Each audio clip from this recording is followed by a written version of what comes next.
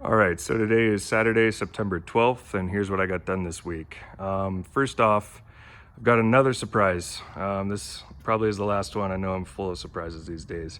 So some of you might remember I considered selling this current build to avoid the hassle of moving it from San Diego to Idaho. And I had put in an order for another kit to replace this one. So when I decided not to sell it and just to move it out here with me, I kept the order in. I've really been enjoying this build process, and I think it's been really rewarding, and I've learned a lot along the way.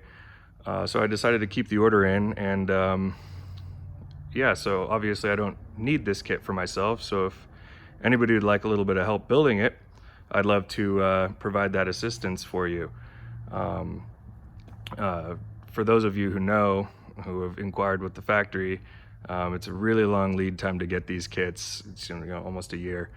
So that's why I had placed the order, before anything was set in stone. So I've got the wings and the empennage here, and actually the undercarriage is here as well. And the rest is on the water from South Africa currently, so it'll be here in a couple weeks. And yeah, I've got some really good ideas on how to, after kind of putting everything together once, I've got some really good ideas on how to improve the layout of the cockpit, and just a couple really, minor changes, but really cool improvements that I've got in mind for some customizations to make the plane truly unique and really exceptional. So yeah, if anybody's interested in getting started on this build with me, I'll send me an email. I'll leave my email in the description below, and we'll get started right away. But anyway, for what I got done this week, I guess I'll show the most fun part of it first. We'll go into the paint booth for the big reveal here, and I got the first wing painted up here, so I think it's coming out really, really nice. Everything is done as far as the painting goes. I've got some extra little detail stuff that I'm going to do with some vinyl. But yeah, the first wing is painted, and I think it came out really nice. I'm really happy with it. So I guess that's the first bit of paint scheme reveal there. It's actually still not quite what you think it's going to be, but it's coming along. So I'm really happy with it. The paint, after painting the other parts, I think that getting the painting down is really coming along nice. So anyway, so that's for the wing. It takes a good long time to prep everything and get it ready for paint. And actually I had to switch gears back over to the windshield because I made a mistake. I tried to just wipe down my painting mask real quick with some MEK just to get off, a little bit of overspray stuff, and completely ruined it. This isn't the first time it's happened. It's actually happened to me another time with another chemical, and I've actually used it several times and it was no problem. And so then I had to sand it and wet sand it and then polish it. It took 3 hours just to polish this mask down, and then it happened again, so I had to order a new one and kind of switch gears. But anyway, so I started prepping the windshield, and it's all trimmed up, ready to go. I've got it taped. I'm not going to have time to get it bonded in place today, unfortunately. But yeah, so it's coming together pretty nice. And actually, and same thing up here, it's kind of funny because I know there's some dust on it right now, but this tape doesn't stick to the dashboard. So that's why it's ugly right here. Don't fault me for the sloppiness. I'm not a fan of this kind of, slop, but it is what it is. This plastic is just here to protect kind of the panel and stuff when I do go to bond the windshield in. So it's all set up and ready to go. It'll get put in first thing Monday morning. And something else I spent a decent amount of time with was, after seeing another builder, there's a Facebook group for the builders. I'm sure a lot of you are aware of it. Another builder, Patrick, was working with his nose gear assembly and trying to get it, fitted up and really, really smooth. And it kind of inspired me to go back and double check mine. It was already smooth, it was fine.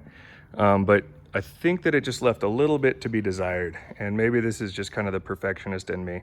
But so what I did is I secured the tail of the plane by just kind of pushing it out a little bit and strapping it to the tow hitch on my truck to keep the tail down and keep the nose wheel up. And so I was able to remove the nose wheel, and then from another, it was a really interesting discussion. I think I just got kind of carried away with it. So then basically I took this 2-inch dowel and sanded it down slightly so that when I wrapped this sandpaper over it, it was able to slide up. And so I put a flat spot so that I was able to staple the sandpaper down into it and have those staples not interfere. And so then just by sliding the dowel up through the gear assembly after after of course the nose gear is removed, and just kind of sanding lightly up and down and rotating up and down, and just so that there's not a flat spot inside. And I just did that for a little while and replaced the nose gear, and man, now it's buttery smooth. I'm really happy I did it. Like I said, I think that it was probably fine how it was, but now it's just phenomenally smooth. It's like I can't really show it when the weight of the plane is on it, but when it's when the plane is doing its wheelie, if the nose gear is off the ground, it's just like a flick and it just spins and it just kind of falls. So really happy with it. And of course you don't want to overdo that and get any slop, but just that slight bit of sanding really just made a huge difference. So thank you to you guys to inspire me to go back and double check that assembly. I'm really happy I did it. And so yeah, I think that's pretty much it for this week. The painting is super time consuming, but like I said, Monday I'll get this windshield bonded in, and this other wing is to be prepped and painted. I think I'll be able to get this done next week as well. Of course, I've got to put the rivets there and get the fuel tank on. So yeah, something actually really interesting, I guess I'll mention it in this video, is I double checked just last minute before I permanently installed the other tank with rivets. I just wanted to double check its pressure and that it was holding pressure. And it's actually pretty interesting. It was a super windy day. The winds were about 25 miles an hour, gusting to 35 miles an hour. And they were coming straight at the long wall of my shop, straight this way, and hitting the long wall of my shop. And the water level in my manometer, typically it has, the meniscus, and it wasn't showing a meniscus. And after about 2 hours, the water level had dropped slowly, just slightly. And I thought it was really strange because typically, on the first attempt at one of the tanks, I was having a little bit of a leak. And when it leaks, there's the meniscus because, the surface tension of the water on the edges of the tube. And so it was really strange because it was a flat top on that manometer. And so then I just said, okay, I'm not going to do anything today. I don't know what's going on, but I'll check it again tomorrow morning. Driving home, I thought about it, and because it was so windy, of course that's from pressure changes, so I looked up the